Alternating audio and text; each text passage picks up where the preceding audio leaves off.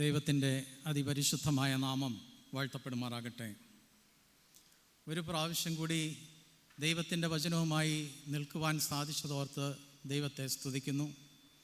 എനിക്ക് ഇപ്രകാരം ഒരു അവസരം നൽകി തന്ന ബഹുമാനപ്പെട്ട ജിജി തോമസ് അച്ഛനോടുള്ള നന്ദിയും സ്നേഹവും കടപ്പാടും അറിയിച്ചു കൊള്ളുന്നു.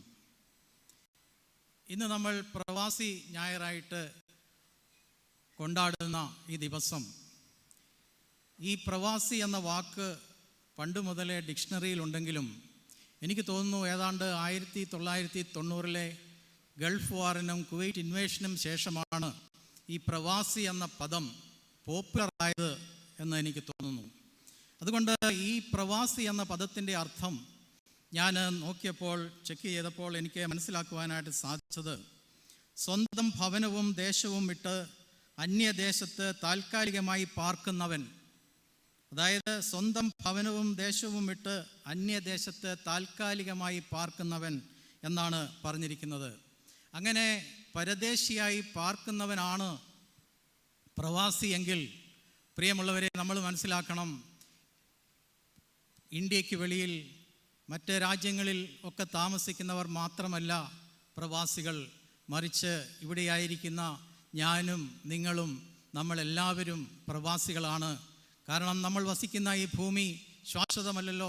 നമ്മൾ താമസിക്കുന്ന നമ്മുടെ ഭവനം നിത്യമായിട്ടുള്ള ഭവനമല്ല, മറിച്ച് നമുക്കൊരു വാഗ്ദത്ത നാട് ദൈവം തമ്പുരാൻ ഒരുക്കിയിട്ടുണ്ട് എന്നുള്ള യാഥാർത്ഥ്യം നമ്മൾ മനസ്സിലാക്കേണ്ടത് ആവശ്യമാണ്.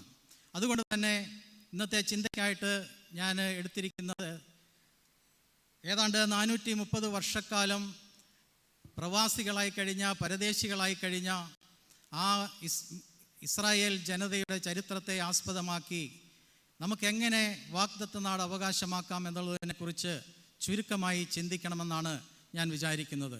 അതിനാധാരമായിട്ട് എടുത്തിരിക്കുന്ന വേദഭാഗം പുറപ്പാട് പുസ്തകം 33-ാം അധ്യായം 1 മുതൽ 1-2 വാക്യങ്ങൾ.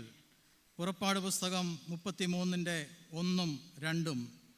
അനന്തരം യഹോവ മോശയോട് കൽപ്പിച്ചതെന്തെന്നാൽ, നീയും മിസ്രയീം ദേശത്തു നിന്ന് നീ കൊണ്ടുവന്ന ജനവും ഇവിടെ നിന്ന് പുറപ്പെട്ട് നിന്റെ സന്തതിക്ക് കൊടുക്കുമെന്ന് ഞാൻ അബ്രാഹാമിനോടും ഇസഹാക്കിനോടും യാക്കോബിനോടും സത്യം ചെയ്ത ദേശത്തേക്ക്, പാലും തേനും ഒഴുകുന്ന ദേശത്തേക്ക് തന്നെ പോകുവീൻ. നമുക്കൊരു നിമിഷം പ്രാർത്ഥിക്കാം. ഞങ്ങളെ അത്യധികമായിട്ട് സ്നേഹിക്കുന്ന ഞങ്ങളുടെ സ്വർഗസ്ഥ പിതാവേ, ബലഹീനരായ ഇടയങ്ങൾക്ക് ഒരു ദിവസം കൂടി ദാനമായിട്ട് തന്ന വലിയേറെ കൃപയ്ക്കായി സ്തോത്രം. ദൈവമേ, ഒരിക്കൽ കൂടി ഈ ആരാധനയിൽ സംബന്ധിക്കുവാൻ അവിടുന്ന് ആയുസ്സും ആരോഗ്യവും തന്നതിനായി സ്തോത്രം. കർത്താവേ, ഞങ്ങൾ നിൻ്റെ ജീവനും ചൈതന്യമുള്ള വചനത്തിൻ്റെ മുമ്പിലായിരിക്കുന്നു. അവിടുന്ന് ഞങ്ങളോട് സംസാരിക്കണമേ. കുരിശിൻ്റെ മറവിൽ അടിയനെ നിർത്തിക്കൊള്ളണമേ. യേശുവിൻ്റെ നാമത്തിൽ അപേക്ഷിക്കുന്നു, കൃപയോടെ കേൾക്കണമേ. ഇവിടെ ഈ വേദഭാഗം നമുക്ക് വളരെ സുപരിചിതമായിട്ടുള്ള ഒരു വേദഭാഗമാണ്. നമുക്കറിയാം, മോശയുടെ നേതൃത്വത്തിൽ ഇസ്രായേൽ മക്കൾ മിസ്രൈമിൽ നിന്നും അവരുടെ വാഗ്ദത്ത നാടിനെ ലക്ഷ്യമാക്കി കനാൻ ദേശത്തേക്കുള്ള യാത്രയിലാണ്. എന്നാൽ ഈ 33-ാം അധ്യായത്തിൻ്റെ കോണ്ടെക്സ്റ്റ് മനസ്സിലാക്കണമെങ്കിൽ നമ്മൾ അതിൻ്റെ തൊട്ട് മുൻപുള്ള 32-ാം അധ്യായത്തിലേക്ക് പോകേണ്ടതായിട്ടുണ്ട്. അതായത് 32-ാം അധ്യായം എന്ന് പറയുന്നത്, വേദപുസ്തകം നമ്മൾ വായിക്കുമ്പോൾ നമുക്ക് മനസ്സിലാകും, ദൈവം തമ്പുരാനും ഇസ്രായേൽ മക്കളും തമ്മിൽ ഏറ്റവും അകന്ന നിമിഷങ്ങൾ വിവരിച്ചിരിക്കുന്ന ഒരധ്യായമാണ്. അല്ലെങ്കിൽ ഇസ്രായേൽ മക്കളുടെ ചരിത്രത്തിലെ ഏറ്റവും അധപ്പതിച്ച കാര്യങ്ങൾ, ഏറ്റവും അധപ്പതിച്ച നിമിഷങ്ങൾ, അധപ്പതിച്ച സംഭവങ്ങൾ രേഖപ്പെടുത്തിയിരിക്കുന്ന, ഇസ്രായേൽ മക്കളും ദൈവം തമ്പുരാനും തമ്മിലുള്ള ബന്ധത്തിന് ഏറ്റവും കൂടുതൽ വിള്ളൽ സംഭവിച്ച ഒരു അധ്യായമാണ് 32-ാം അധ്യായം എന്ന് പറയുന്നത്. പുറപ്പാട് പുസ്തകം പഠിക്കുമ്പോൾ 12-ാം അധ്യായത്തിൽ നമുക്കറിയാം, ഇസ്രായേൽ മക്കൾ മിസ്രൈമിൽ നിന്ന് പുറപ്പെടുന്നു. അതിനുശേഷം 13-ാം അധ്യായം പഠിക്കുമ്പോൾ അവിടെ പറയുന്നുണ്ട്, ദൈവം തമ്പുരാൻ അവർക്ക് പകൽ മേഘസ്തംഭമായും രാത്രി അഗ്നിസ്തംഭമായും അവരെ വഴി നടത്തുന്നു. 14-ാം അധ്യായത്തിൽ ദൈവം തമ്പുരാൻ ചെങ്കടൽ പിളർന്ന് അവരെ നടത്തുന്നു. അതിനുശേഷം 16-ാം അധ്യായത്തിലേക്ക് വരുമ്പോൾ ഇസ്രായേൽ മക്കൾ പിറുപിറുക്കുന്നതായിട്ട് നമുക്ക് കാണുവാനായിട്ട് സാധിക്കും. അവർ പറയുകയാണ്, ഞങ്ങൾ ഇറച്ചിക്കരങ്ങളുടെ അടുക്കലിരിക്കുകയും തൃപ്തിയാകും വണ്ണം ഭക്ഷണം കഴിക്കുകയും ചെയ്ത മിസ്രയീം ദേശത്ത് വെച്ച് യഹോവയുടെ കയ്യാൽ മരിച്ചിരുന്നുവെങ്കിൽ കൊള്ളാമായിരുന്നു. നിങ്ങൾ ഈ സംഘത്തെ മുഴുവനും പട്ടിണിയിട്ട് കൊല്ലുവാനായിട്ട് ഈ മരുഭൂമിയിലേക്ക് കൂട്ടിക്കൊണ്ടുവന്നിരിക്കുന്നു എന്നൊക്കെ പറഞ്ഞ് പിറുപിറുക്കുന്ന ഇസ്രായേൽ മക്കളെ നമുക്ക് കാണുവാനായിട്ട് സാധിക്കും. എന്നാൽ ദൈവം തമ്പുരാൻ അവർക്ക് മന്ന കൊടുക്കുന്നു, കാടപ്പക്ഷികളെ കൊടുക്കുന്നു. അതിനുശേഷം 20-ാം അധ്യായത്തിലേക്ക് വരുമ്പോൾ ദൈവം തമ്പുരാൻ അവർക്ക് 10 കൽപ്പനകൾ കൊടുക്കുന്നു. അതിലേറ്റവും പ്രധാനപ്പെട്ട കൽപ്പന എന്ന് പറയുന്നത് ഞാനല്ലാതെ അന്യ ദൈവങ്ങൾ നിങ്ങൾക്കുണ്ടാകരുത്, ഏറ്റവും പരമപ്രധാനമായ കൽപ്പന. അതിനുശേഷം 24-ാം അധ്യായത്തിലേക്ക് വരുമ്പോൾ ദൈവം തമ്പുരാൻ തൻ്റെ കയ്യാൽ എഴുതിയ ആ 10 കൽപ്പനകളെ, എഴുതിയ കൽപ്പലകളെ കൊടുത്തു വിടുവാനായിട്ട് മോശയെ സീനായി പർവ്വതത്തിന് മുകളിലേക്ക് വിളിക്കുകയാണ്. മോശ സീനായി പർവ്വതത്തിലേക്ക് കയറിപ്പോകുന്നു. അങ്ങനെ മോശ സീനായി പർവ്വതത്തിൽ ഏതാണ്ട് 40 പകലും 40 രാവും ചിലവഴിക്കുന്നതായിട്ട് നമുക്ക് കാണാം. എന്നാൽ 32-ാം അധ്യായത്തിൽ മോശ താഴേക്ക് ഇറങ്ങി വരുവാൻ താമസിക്കുന്നത് കണ്ടുകൊണ്ട് ഇസ്രായേൽ ജനം അഹരോനോട് പറയുകയാണ്, മോശയ്ക്ക് എന്ത് പറ്റിയെന്ന് ഞങ്ങൾക്കറിയത്തില്ല, മോശ തിരിച്ചു വരുമോ എന്നറിയത്തില്ല, നീ ഞങ്ങൾക്കൊരു ദൈവത്തെ ഉണ്ടാക്കി തരണമെന്ന് പറയുന്നു. അതനുസരിച്ച് അഹരോൻ പെട്ടെന്ന് തന്നെ സ്വർണം കൊണ്ട് ഒരു കാളക്കുട്ടിയെ ഉണ്ടാക്കി ഇതാണ് ദൈവമെന്ന് പറഞ്ഞ് ഇസ്രായേൽ മക്കൾക്ക് കൊടുക്കുകയാണ്. ഇതൊക്കെ നമുക്ക് അറിയാവുന്ന സംഭവമാണ്. ഇസ്രായേൽ മക്കൾ അതിനെ ആരാധിക്കുവാനും നമസ്കരിക്കുവാനും തുടങ്ങുന്നു. ആ കാളക്കുട്ടിയെ വാർത്തുണ്ടാക്കിയ കാളക്കുട്ടിയുടെ മുമ്പിൽ യാഗപീഠം പണിത് അവിടെ ഹോമയാഗം അർപ്പിക്കുവാനായിട്ട് തുടങ്ങുന്നു. ഇത് കണ്ട ദൈവം മോശയോട് പറയുകയാണ്, നീ താഴേക്ക് ഇറങ്ങിച്ചെന്ന് നോക്ക്, നീ മിസ്രൈമിൽ നിന്ന് കൊണ്ടുവന്ന നിന്റെ ജനം എന്താണ് ചെയ്യുന്നതെന്ന് നോക്കുക എന്ന് പറയുന്നു. നമ്മൾ മനസ്സിലാക്കണം, അതുവരെ എൻ്റെ ജനം എൻ്റെ ജനം എൻ്റെ ജനം എന്ന് പറഞ്ഞ ദൈവം തമ്പുരാൻ മോശയോട് പറയുകയാണ്, നീ ഇറങ്ങിച്ചെന്ന് നീ മിസ്രൈമിൽ നിന്ന് കൊണ്ടുവന്ന നിന്റെ ജനം എന്താണ് ചെയ്യുന്നത് എന്ന് നോക്കുക. നമുക്കറിയാമല്ലോ, 3-ാം അധ്യായത്തിൽ ഇപ്രകാരം പറയുന്നുണ്ട്, ദൈവം തമ്പുരാൻ പറയുകയാണ്, എൻ്റെ ജനത്തിൻ്റെ കഷ്ടത ഞാൻ കണ്ടു, അവരുടെ നിലവിളി ഞാൻ കേട്ടു, അവരെ കനാൻ നാട്ടിലേക്ക് കൊണ്ടുപോകാൻ ഞാൻ ഇറങ്ങി വന്നിരിക്കുന്നു എന്ന് പറഞ്ഞ ദൈവം തമ്പുരാൻ മോശയോട് പറയുന്നു, നിന്റെ ജനം എന്താണ് ചെയ്യുന്നതെന്ന് നോക്കുക. അവരൊരു കാളക്കുട്ടിയെ ഉണ്ടാക്കി, അവരെ മിസ്രൈം ദേശത്ത് നിന്ന് കൊണ്ടുവന്ന ദൈവം ആ കാളക്കുട്ടിയാണെന്ന് പറഞ്ഞ് അതിനെ ആരാധിക്കുകയും നമസ്കരിക്കുകയും ചെയ്യുന്നു. അതുകൊണ്ട് ഞാൻ അവരെ ദഹിപ്പിച്ച് കളയുവാനായിട്ട്, കത്തിച്ച് കളയുവാനായിട്ട് പോവുകയാണ് എന്ന് പറയുന്നു. അതിനുശേഷം ദൈവം തമ്പുരാനും മോശയും തമ്മിൽ എൻ്റെ ജനം നിന്റെ ജനം എന്ന് പറഞ്ഞൊരു വലിയ ഡിബേറ്റ് നടക്കുന്നുണ്ട്. എന്നാൽ മോശ വളരെ ബുദ്ധിപൂർവം ദൈവം തമ്പുരാനെ അനുനയിപ്പിക്കുന്നതായിട്ട് നമുക്ക് കാണുവാനായിട്ട് സാധിക്കും. 2-3 പോയിന്റുകൾ പറഞ്ഞ് ദൈവം തമ്പുരാനെ അനുനയിപ്പിക്കുന്ന മോശയെ നമുക്ക് കാണുവാനായിട്ട് സാധിക്കും. ഞാനതിൻ്റെ വിശദാംശങ്ങളിലേക്ക് പോകുന്നില്ല, സമയച്ചുരുക്കം കൊണ്ട്. അതിനുശേഷം മോശ താഴേക്ക് ഇറങ്ങി വരികയാണ്. മോശ താഴേക്ക് ഇറങ്ങി വരുമ്പോൾ ആ കൽപ്പനകൾ എഴുതിയ കൽപ്പലകൾ എറിഞ്ഞുടയ്ക്കുന്നതായിട്ട് നമുക്ക് കാണുവാനായിട്ട് സാധിക്കും. മാത്രമല്ല, ആ സ്വർണം കൊണ്ടുണ്ടാക്കിയ കാളക്കുട്ടിയെ തീയിലിട്ട് ചുട്ടുകളയുന്നു. അതുമാത്രമല്ല, മോശ ലേവ്യരെ കൊണ്ട് ഇതിന് കൂട്ടുനിന്ന 3000 ആളുകളെ കൊല്ലിക്കുന്നതായിട്ടും നമുക്ക് കാണുവാനായിട്ട് സാധിക്കും. ഇപ്രകാരം മരണത്തിൻ്റെയും വിലാപത്തിൻ്റെയും കണ്ണുനീരിൻ്റെയും ദുഃഖത്തിൻ്റെയും ഒരു താഴ്വരയായി സീനായി താഴ്വര മാറുകയാണ്. ഇതാണ് 32-ാം അധ്യായം, അഥവാ നമ്മൾ കുറിവാക്യമായിട്ട് വായിച്ച 33-ാം അധ്യായത്തിന് മുമ്പുള്ള സീനായി താഴ്വരയിലെ സാഹചര്യം എന്ന് പറയുന്നത്. എന്നാൽ 33-ാം അധ്യായത്തിൽ ദൈവം മോശയോട് പറയുകയാണ്, നിങ്ങൾ ഇവിടെ നിന്ന് പുറപ്പെട്ട് നിന്റെ സന്തതിക്ക് ഞാൻ കൊടുക്കുമെന്ന് അബ്രഹാമിനോടും ഇസഹാക്കിനോടും യാക്കോബിനോടും വാഗ്ദത്തം ചെയ്ത പാലും തേനും ഒഴുകുന്ന ദേശത്തേക്ക് പോവുക എന്ന് പറയുന്നു. അതുകൊണ്ട് പ്രിയമുള്ളവരെ, ഒന്നാമതായി വാഗ്ദത്ത നാട് അവകാശമാക്കണമെങ്കിൽ നമുക്കൊരു വിടവാങ്ങൽ ആവശ്യമാണ്. We need to depart from the sinful valley of Sinai. ഈ സീനായി പർവ്വതത്തിൽ ഉണ്ടായിരുന്ന ആ ഒരു പ്രയാസത്തിൽ നിന്നും, നമ്മൾ അനുഭവിച്ച ദുഃഖങ്ങളിൽ നിന്നും, നമ്മളുടെ പാപങ്ങളിൽ നിന്നും നമുക്കൊരു വിടവാങ്ങൽ നമുക്ക് ആവശ്യമാണ്. എന്ന് പറഞ്ഞാൽ ഇന്നലകളിലെ പാപപങ്കിലമായിട്ടുള്ള ആ താഴ്വരയിൽ തുടരുവാനായിട്ടല്ല, മറിച്ച് ദൈവം തമ്പുരാൻ നമ്മളോട് ആവശ്യപ്പെടുന്നത്, നിങ്ങൾ ആ പാപഭാരം ഏറിക്കൊണ്ട് നിൽക്കാതെ നിങ്ങൾ മുൻപോട്ട് പോകണം എന്നാണ് പറയുന്നത്. നമുക്കറിയാം, 32-ാം അധ്യായത്തിൽ ഇസ്രായേൽ ജനത ധാർമ്മികവും ആത്മീകവുമായി ദൈവം തമ്പുരാനുമായിട്ട് ഏറ്റവും അകന്നു ജീവിച്ചുവെങ്കിൽ അവരോട് പറയുന്നു, നിങ്ങൾ ഈ സ്ഥിതിയിലൂടെ തുടരുകയല്ല, നിങ്ങൾ വാഗ്ദത്ത നാട്ടിലേക്ക് പുറപ്പെട്ടു പോകുവാനായിട്ടാണ് ദൈവം തമ്പുരാൻ പറയുന്നത്. അതായത് 32-ാം അധ്യായത്തിൽ അവർക്ക് പാപച്ചുമടും അനന്തര ഫലങ്ങളും അനുഭവിക്കേണ്ടി വന്നെങ്കിൽ 33-ാം അധ്യായത്തിൽ ദൈവം തമ്പുരാൻ അവരോട് പറയുന്നു, നിങ്ങൾ ഇവിടെ നിന്ന് പുറപ്പെടുക. 32-ാം അധ്യായത്തിൽ അവർക്ക് ഭീതിയുടെയും പരാജയത്തിൻ്റെയും അനുഭവമായിരുന്നെങ്കിൽ 33-ാം അധ്യായത്തിൽ ദൈവം തമ്പുരാൻ അവരോട് പറയുന്നു, നിങ്ങൾ ഇവിടെ നിന്ന് പുറപ്പെടുക. 32-ാം അധ്യായത്തിൽ നിങ്ങൾ ദൈവത്തെ തള്ളിപ്പറഞ്ഞുവെങ്കിൽ ദൈവം തമ്പുരാൻ 33-ാം അധ്യായത്തിൽ അവരോട് പറയുകയാണ്, നിങ്ങൾ ഇവിടെ ഇരിക്കുവാനായിട്ടല്ല, നിങ്ങൾ പുറപ്പെടുക. 32-ാം അധ്യായത്തിൽ നിങ്ങൾ കൽപ്പനകളെ ലംഘിച്ചുവെങ്കിൽ ദൈവം തമ്പുരാൻ 33-ാം അധ്യായത്തിൽ അവരോട് പറയുന്നു, നിങ്ങൾ ഇവിടെ ഇരിക്കുവാനല്ല, നിങ്ങൾ ഈ പാപഭാരം പേറിക്കൊണ്ടിരിക്കുവാനായിട്ടില്ല, മറിച്ച് നിങ്ങൾ ഇവിടെ നിന്ന് പുറപ്പെടണം എന്നാണ് പറയുന്നത്.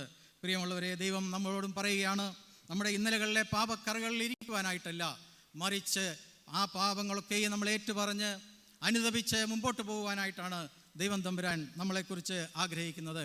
കാരണം ജീവിതത്തിൽ തെറ്റ് ചെയ്യാത്തവരായിട്ട് ആരുമില്ല. വിശുദ്ധ വേദപുസ്തകം പരിശോധിച്ചാൽ തന്നെ നമുക്കത് മനസ്സിലാകും. ഉൽപ്പത്തി പുസ്തകം 9-ാം അധ്യായം പഠിക്കുമ്പോൾ നമുക്ക് മനസ്സിലാകും, നോഹ വീഞ്ഞു കുടിച്ച് മത്തനായി കിടക്കുന്നു. അതിനുശേഷം 12-ാം അധ്യായത്തിൽ അബ്രഹാമിനെ കുറിച്ച് പറയുന്നുണ്ട്. അബ്രഹാം സ്വന്തം തല പോകാതിരിക്കാൻ വേണ്ടിയിട്ട് സ്വന്തം ഭാര്യയെ ഫറവോന്റെ കൊട്ടാരത്തിലേക്ക് അയക്കുന്നുണ്ട്. 26-ാം അധ്യായത്തിൽ പറയുന്നുണ്ട് ഇസഹാക്കും ഏതാണ്ട് അതുപോലെ ചെയ്തിട്ടുണ്ട്. അതിനുശേഷം നമുക്കറിയാമല്ലോ യാക്കോബിൻ്റെ ചരിത്രം.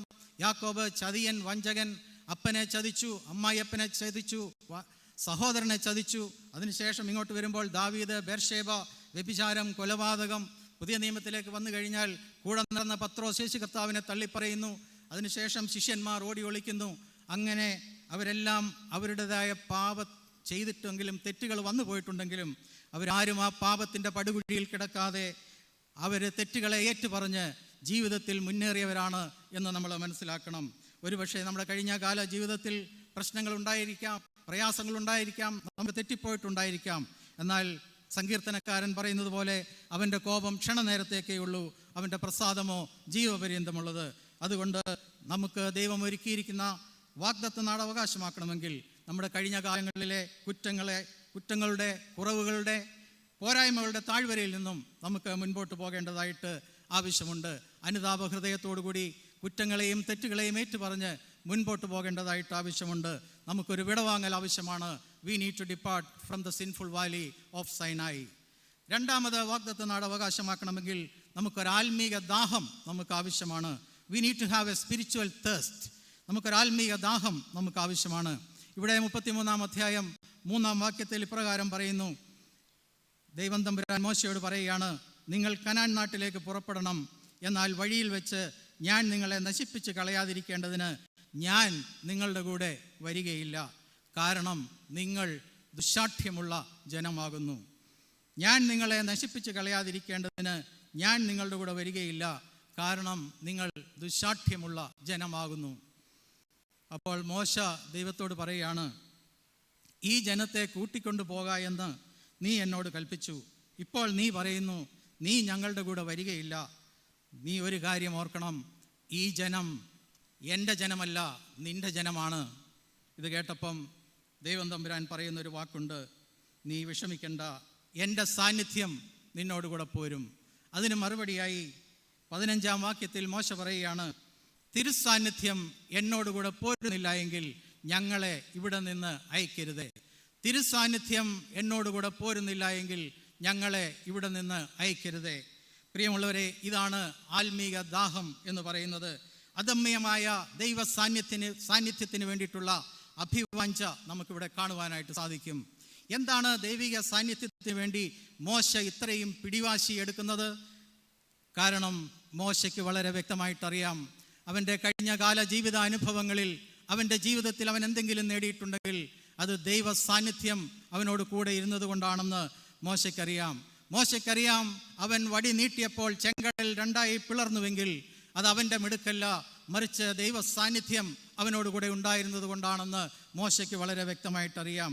മോശയ്ക്കറിയാം, അവൻ വടി ഉയർത്തി പിടിച്ചപ്പോൾ ആകാശത്ത് നിന്ന് തീയും കൽമഴയും പെയ്തിറങ്ങിയെങ്കിൽ അത് മോശയുടെ മിടുക്കല്ല, മറിച്ച് ദൈവം തമ്പുരാൻ്റെ സാന്നിധ്യം അവൻ്റെ കൂടെ ഉണ്ടായിരുന്നത് കൊണ്ടാണ് എന്ന് മോശയ്ക്കറിയാം. അവൻ വടി കൊണ്ടടിച്ചപ്പോൾ പാറയിൽ നിന്ന് വെള്ളം വന്നുവെങ്കിൽ അത് മോശയുടെ മിടുക്കല്ല, മറിച്ച് ദൈവ സാന്നിധ്യം അവനോട് കൂടെ ഉണ്ടായിരുന്നത് കൊണ്ടാണ് എന്ന് മോശയ്ക്കറിയാം. അവൻ വടി ഉയർത്തി പിടിച്ചപ്പോൾ അമാലേക്യർ തോറ്റോടിയെങ്കിൽ അത് അവൻ്റെ മിടുക്കല്ല, മറിച്ച് ദൈവ സാന്നിധ്യം അവനോട് കൂടെ ഉണ്ടായിരുന്നത് കൊണ്ടാണെന്ന് മോശയ്ക്കറിയാം. അവൻ ആവശ്യപ്പെട്ടപ്പോൾ മന്നായും കാടപ്പക്ഷികളും വന്നുവെങ്കിൽ അതിൻ്റെ കാരണമെന്ന് പറയുന്നത് അവൻ്റെ മിടുക്കല്ല, മറിച്ച് ദൈവം തമ്പുരാൻ്റെ സാന്നിധ്യം അവനോട് കൂടെ ഉണ്ടായിരുന്നത് കൊണ്ടാണെന്ന് മോശയ്ക്ക് വളരെ വ്യക്തമായിട്ടറിയാം. അതുമാത്രമല്ല, അവൻ്റെ അമ്മ അവനോട് പറഞ്ഞു കൊടുത്തിട്ടുണ്ട്.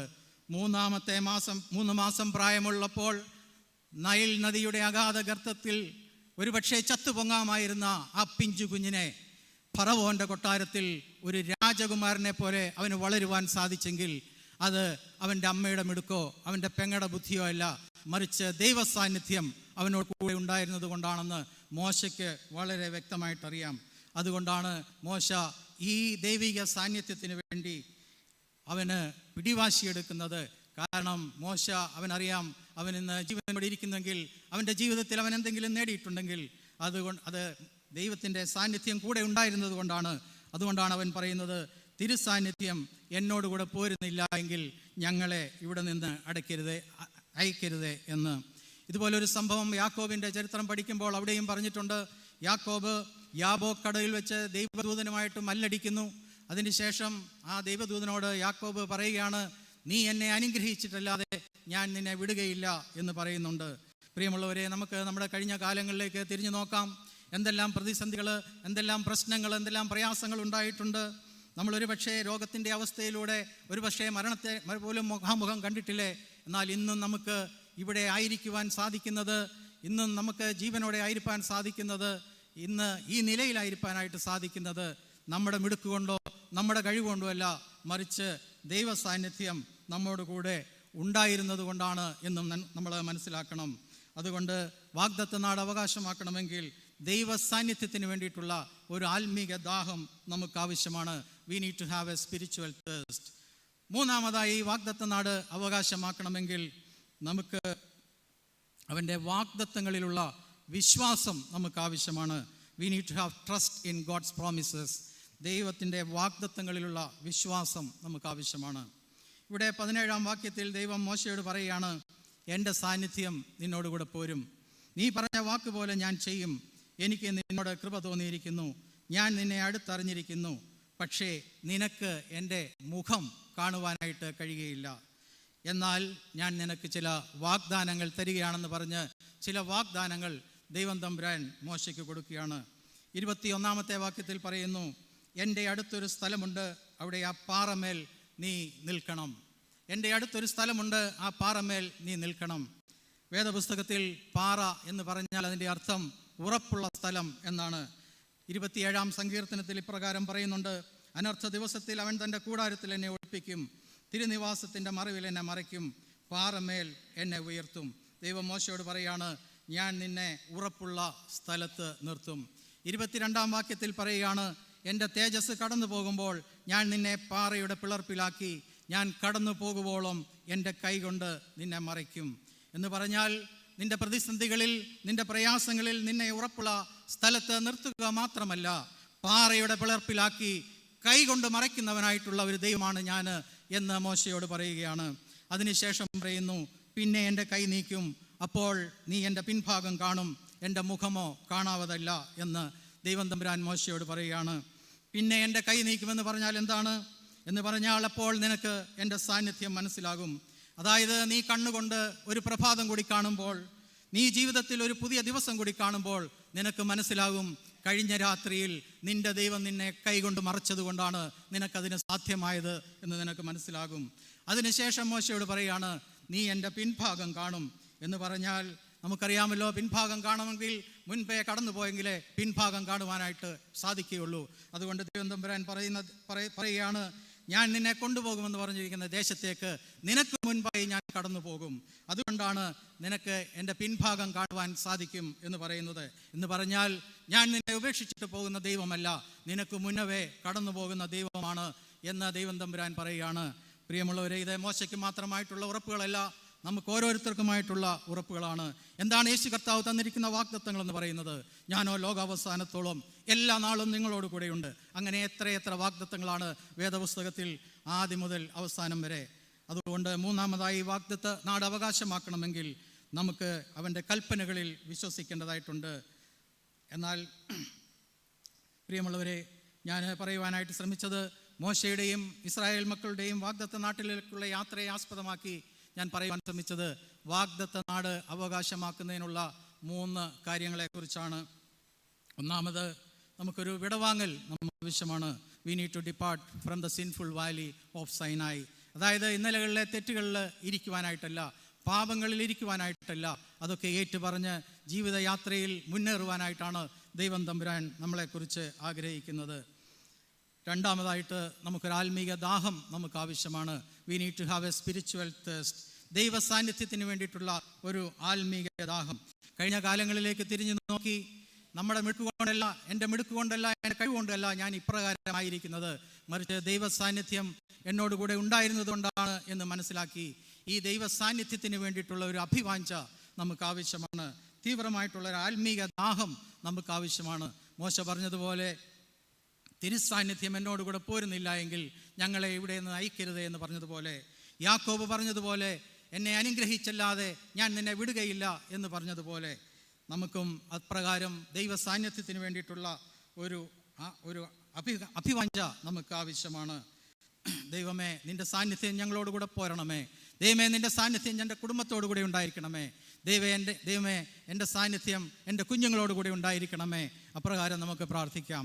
മൂന്നാമതായിട്ട്, അവൻ്റെ വാഗ്ദത്തങ്ങളിലുള്ള വിശ്വാസം നമുക്ക് ആവശ്യമാണ്. We need to have trust in his promises.